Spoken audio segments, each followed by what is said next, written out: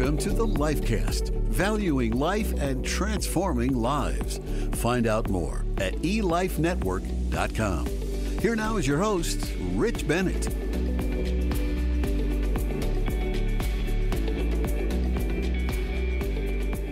Well, welcome, friends, to this week's episode of the LifeCast, where every week we share real stories and important conversations that affirm life, inspire hope, and celebrate what God is doing through pregnancy centers like ours at Life Network. And coming up in the next segment, I'm going to be joined by Stephanie LaBouliere.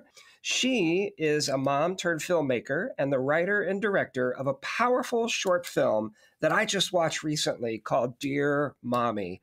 And I really found it moving, and I'm really looking forward to that conversation. But first, let's look at our 3 life-affirming things that you should know. Our weekly look at what's happening here in Colorado, at what's happening nationally, and a story of pro-life impact. Today, let's start with a major national story, one that shines a light on the truth that the abortion industry would rather hide. The Ethics and Public Policy Center recently released results from the largest ever real-world study of the abortion pill known as mifepristone, and it analyzed more than 865,000 chemical abortions over a period of almost 7 years, 2017 through 2023. And folks, the findings are staggering. These researchers found that nearly 11%, 10.94% of women who took the abortion pill experienced serious and sometimes life-threatening complications. Complications like sepsis, infection, or hemorrhage, all within just the first 45 days of the procedure. What this means is this.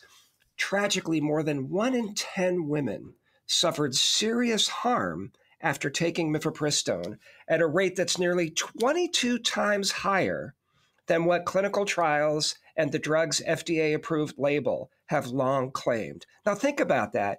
If you're taking a medication regularly and you're looking at the risks and you see a certain percent of risk, and then you suddenly find out that the risk is actually 22 times higher than that, that should get your attention. And this should get the attention of our lawmakers, of the FDA, of churches, of all of us who care about life. You know, for years, abortion pill manufacturer Danco Laboratories and the FDA have promoted the abortion pill as safe and effective.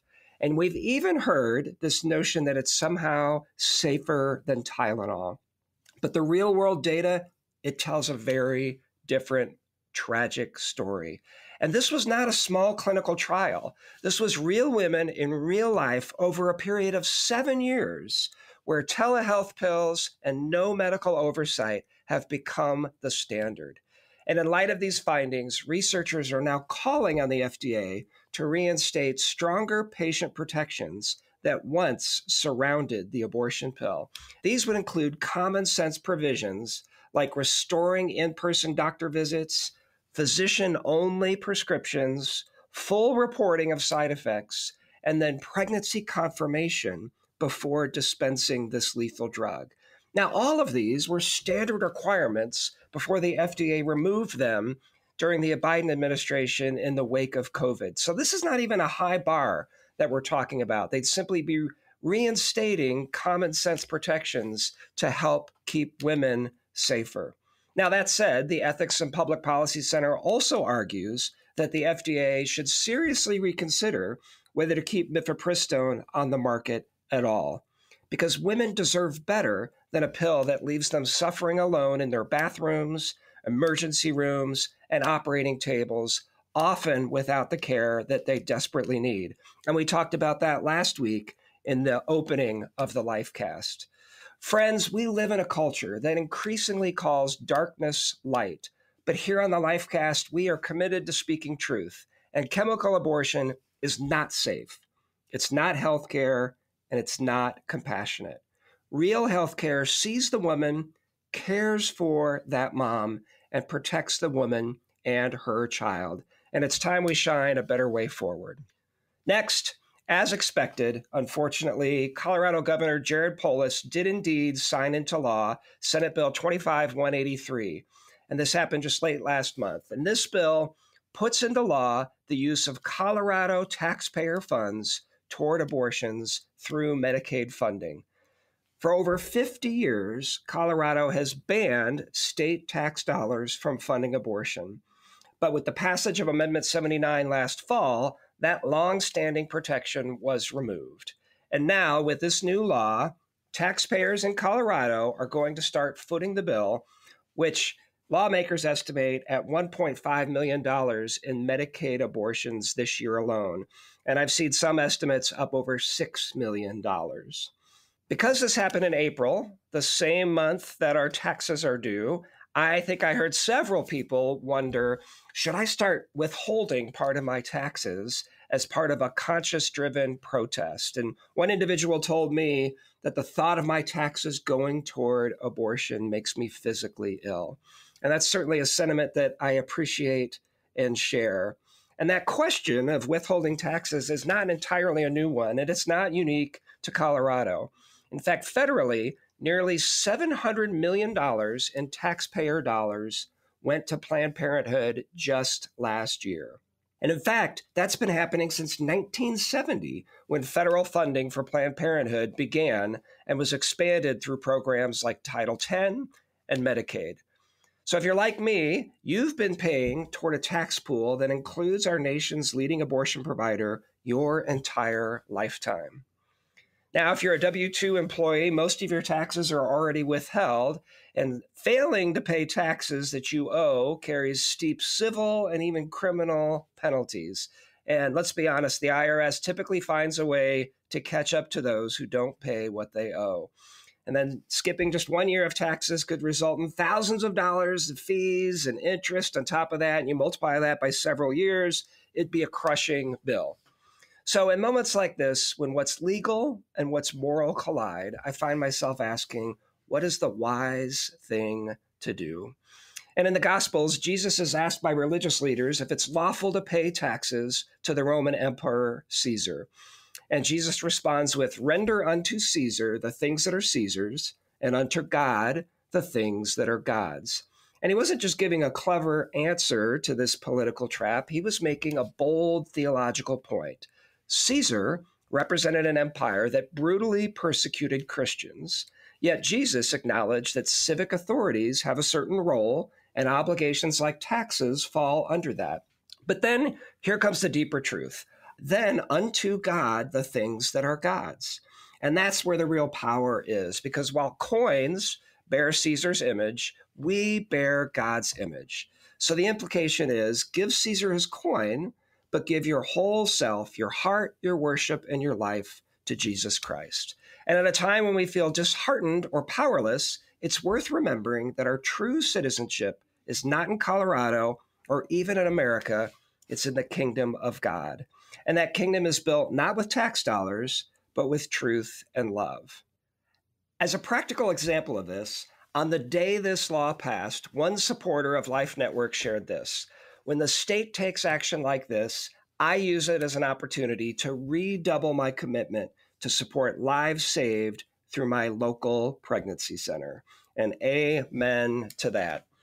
You know, speaking of the life-saving work that you help make possible, that brings us to this week's story of hope. And this one is a powerful reminder of God's providence and God's grace. Earlier this year, a young woman that we'll call Kaylee came to one of our centers for an early ultrasound. In fact, she was just 6 weeks pregnant at the time, and she's scared and uncertain. And after that first appointment, we lost contact with her. Well, unfortunately, weeks turned into months, and then just recently, Kaylee unexpectedly walked back through our doors, now well into her second trimester. And she shared that she still had an abortion scheduled for next week. But before that appointment, she wanted to have one more ultrasound. And it was clear God was giving us one more chance to walk with her, one more opportunity for her to see the life growing within her. So our nurse manager, Barbara, who will be our guest on next week's LifeCast, had the heavy task of performing this ultrasound. These appointments are some of the hardest we face, and all we can do is be faithful, serve her, and pray that hearts will be softened. And God answered those prayers. After seeing her baby again, Kaylee made the courageous choice for life.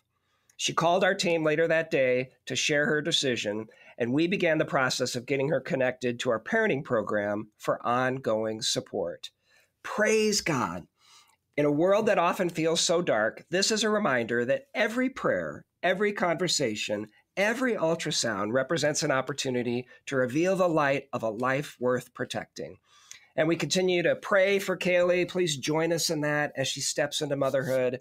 And we're trusting that the same God who brought us back to her months later will walk with her every step of the way. And speaking of the power of seeing life clearly, in just a moment, I'll be joined by Colorado filmmaker Stephanie LaBouliere, who has captured that same heart in a powerful new way. Her short film, Dear Mommy, offers a moving glimpse into the hidden beauty of life in the womb and the hope that can change a heart.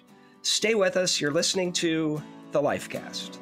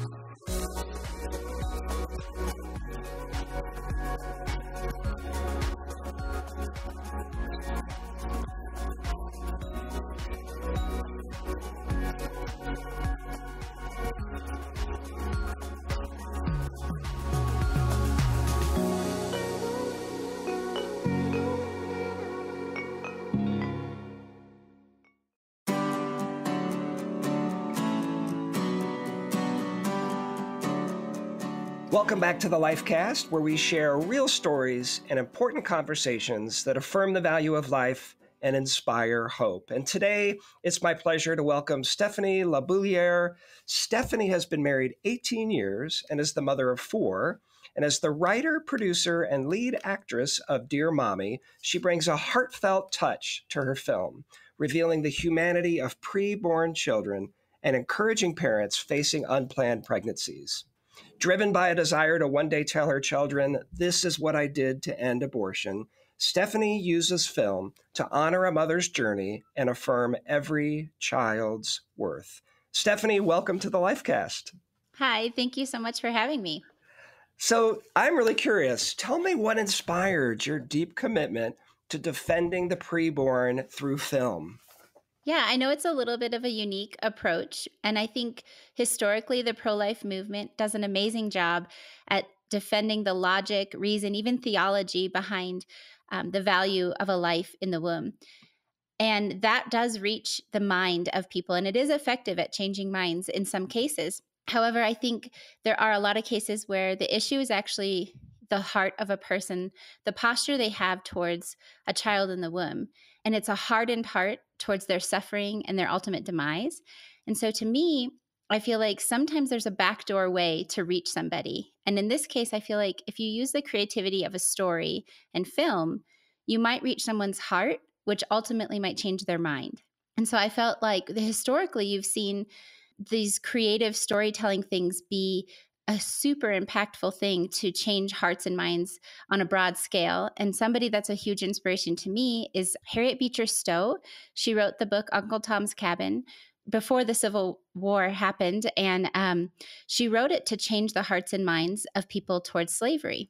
And it ultimately was the catalyst for American culture and conscience to shift towards valuing the people who were enslaved and ending slavery. And I feel like this film has the potential to shift hearts and minds and allow us to start to think of abortion as unthinkable as slavery now is.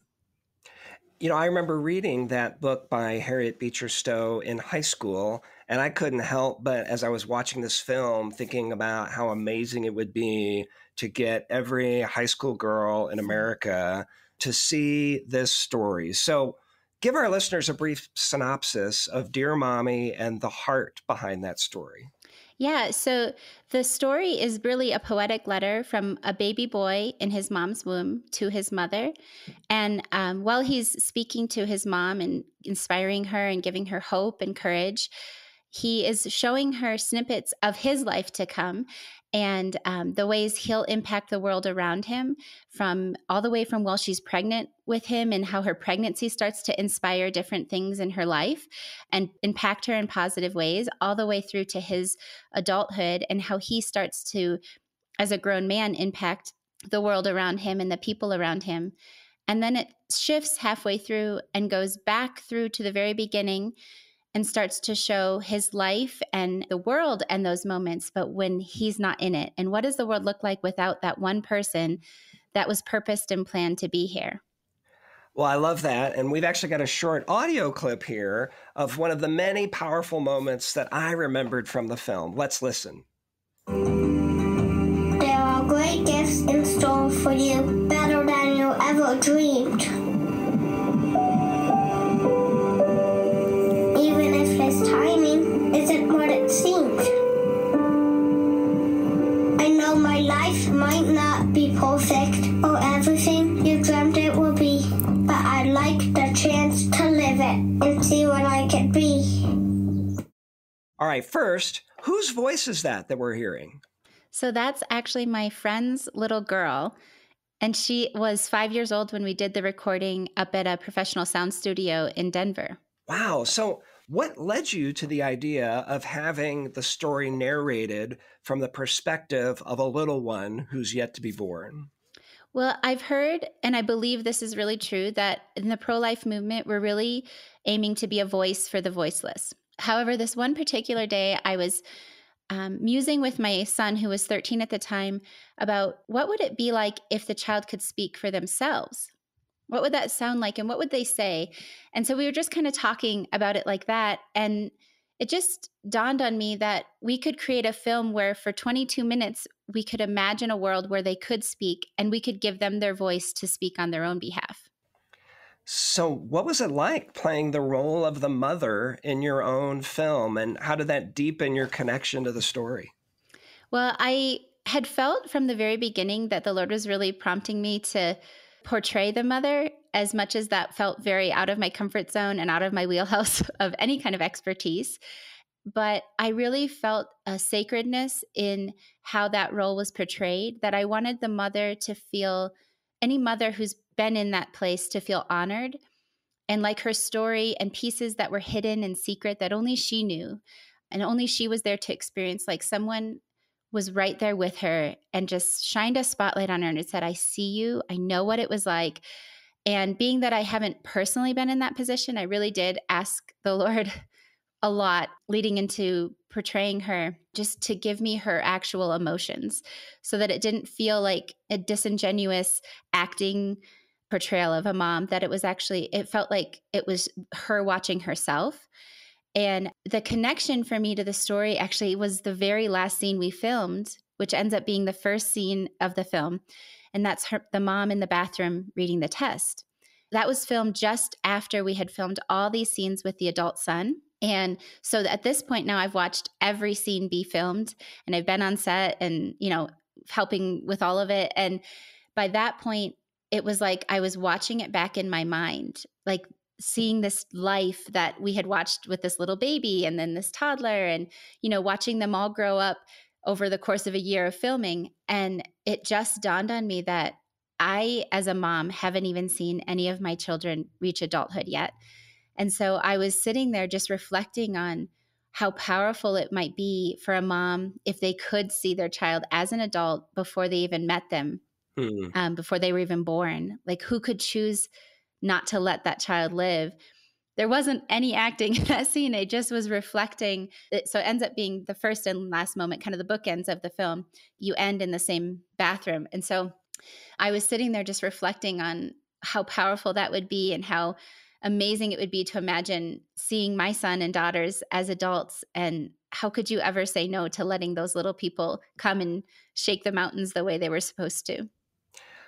Well, I know as the maker of this film, you'll hopefully enjoy hearing this, but I know as a number of our team started to get out to showings here in the Colorado Springs community, what I was hearing back is that it was just a really well-made short film. And it didn't include the caveat that faith-informed films often take, which is it was good for a faith-based film. So I think that's high praise. But had you made a film before? No, I've never made a film. I have no background or training in it. It just was really just holding the Lord's hand and following where he led and finding the right professionals to do the filmography and editing and sound and coloring of. So I mean, I was Wow. overseeing all of it, the cast and the crew and the extras and the props and the sets and all of that, but really being able to connect with the right people who had the right heart to help bring this to life. And the Lord really did connect us, and we had great professionals on our team. That's incredible. Well, have you encountered any backlash or opposition to the film? To be honest, we haven't encountered, major backlash of any kind, but some maybe negatively spun feedback. Very little of that. But the one thing I tend to run into is if someone is a pro-choice Christian, which to me is so antithesis of each other that you can't.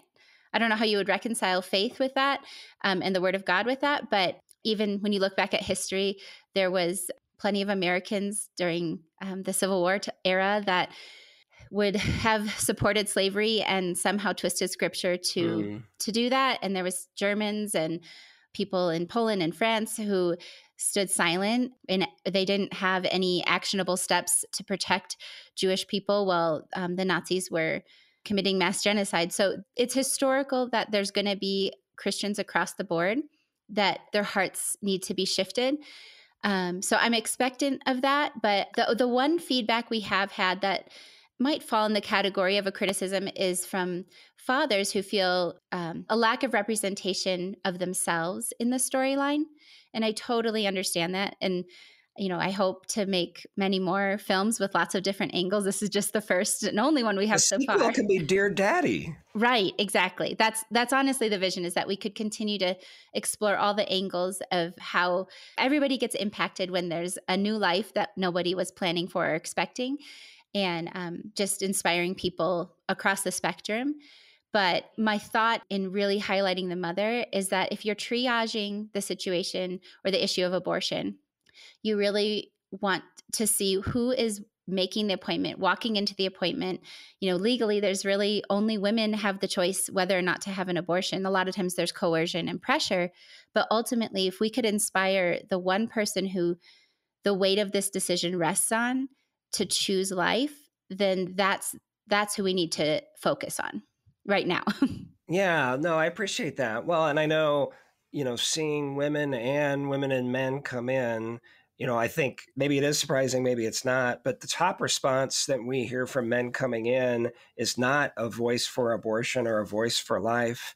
It's actually no voice at all. In fact, the number one thing we hear from fathers is, I'll support her in whatever she decides. So I think, Dear Daddy needs to unpack the lie of the enemy behind that response. The neutrality. That culture has educated men into. I don't want to tell you how to make your next film, but no, you really, that is our heart, is we want to speak to every angle.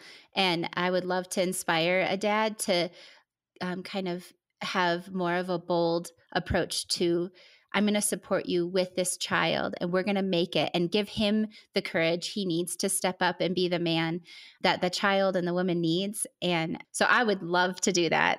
So that's right in the vein of what my heart is. Well, I'm sure you've gotten some personal stories and testimonies from women who have been touched by Dear Mommy. Tell us about that. Yeah, it's been just so beautiful, when you're kind of in the hidden space of creating the film and then to release it and get to see the heart and feedback of people, especially women who've been in this situation before. That was one of the things I prayed most for, is that they wouldn't feel judged or shamed in any way by the film, but that they would feel seen and valued and honored. And one of the women, I asked permission if I could share this, but she had come to our first premiere here in Colorado, and she just was invited by a friend and didn't know the storyline, didn't know anything about the film. And then the film starts playing and she just started weeping. And she's like, I was just crying the whole way through. It felt like my story was right before me on the screen. And I felt so seen and known and understood. And I was listening to her give this feedback at the event, and I'm trying to hold it together because I'm like, I prayed that exact thing verbatim for a year, that that's how they would experience this if they've walked through it. And we talked later, we met up, we've actually become really good friends, but she said that watching the film allowed her to heal in a way she didn't even know she still needed. She's the wife of a pastor of a local church, and she's had so much healing and redemption. But she said watching the film pulled something out of her that she didn't even know needed to leave, and that was still there. Wow. Well, that woman that you describe is one of, I think, well, best estimates are probably at least 10,000 people that have now seen this film. I see your YouTube views are knocking on the door of 7,000, and then you did a handful of screenings. Do you have a vision to reach even more people with the film that you've made? Yeah, I mean, you never know what seeing the film could do for one person that's on the cusp of a decision of life or death. And I think, a lot of people in the social media world, they'll say like, subscribe, share, and it's really for their own promotion. But for me, my heart is that this can just go as far and as wide as it possibly can, so it can get in front of those eyes and those hearts that need the inspiration, the encouragement, and the hope to choose life. And so I would love to see it just fly as far as it can, because it ups our chance of getting into that mom or dad in crisis, and just giving them the hope that they can do this and there's good things coming, and this life is worth it. Has there been any other feedback, or maybe I'm envisioning young people that they see the film and they want to take action that they hadn't previously considered? Anything like that you've heard?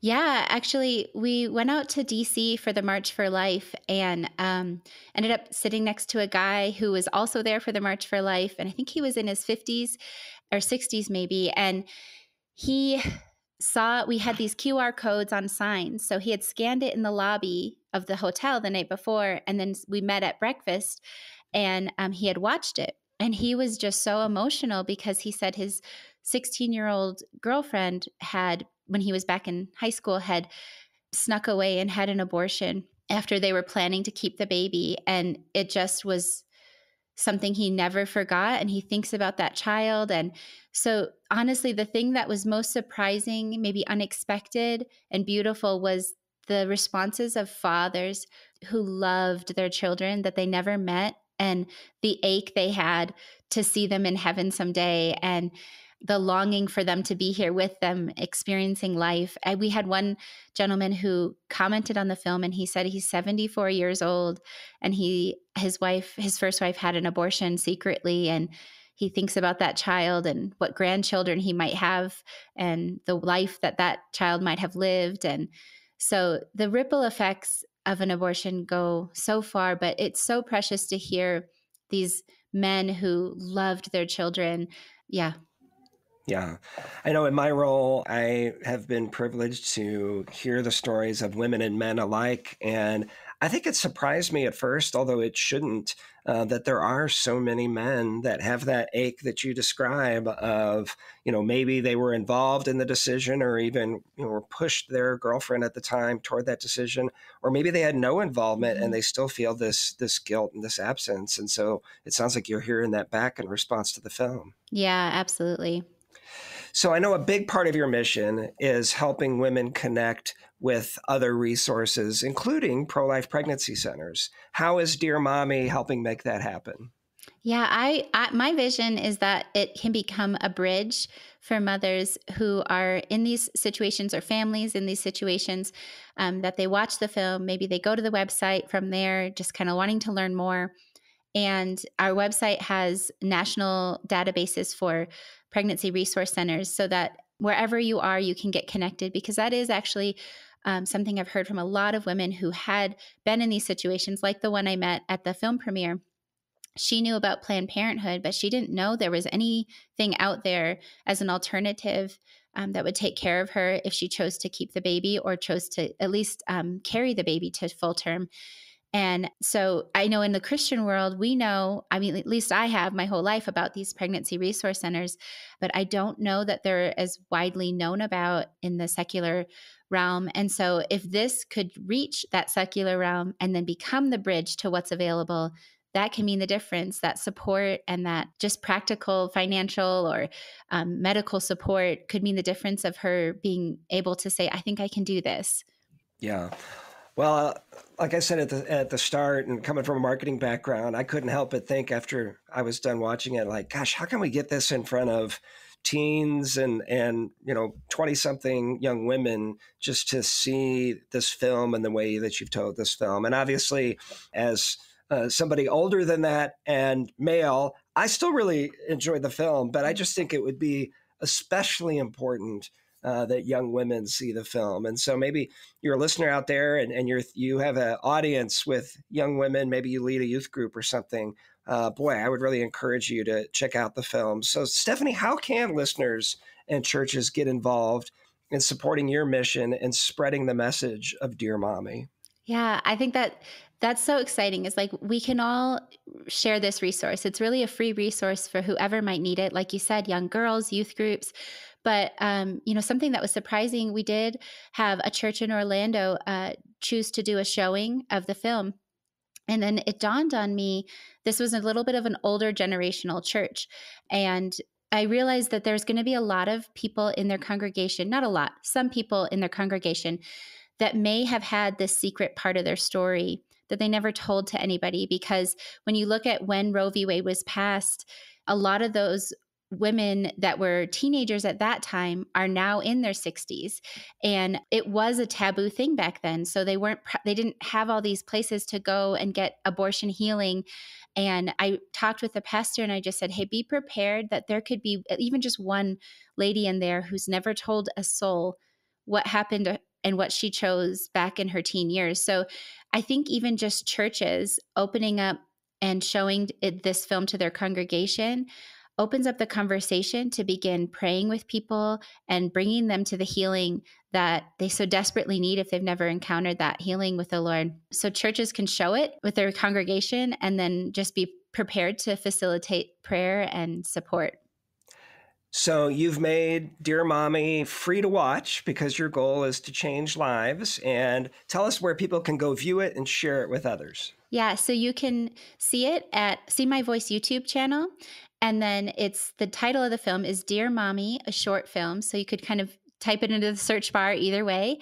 Also, seemyvoice.org has the link to the film as well. So both of those are great avenues, and you can keep up with upcoming projects and stuff like that at our social media pages, which are Dear Mommy Films.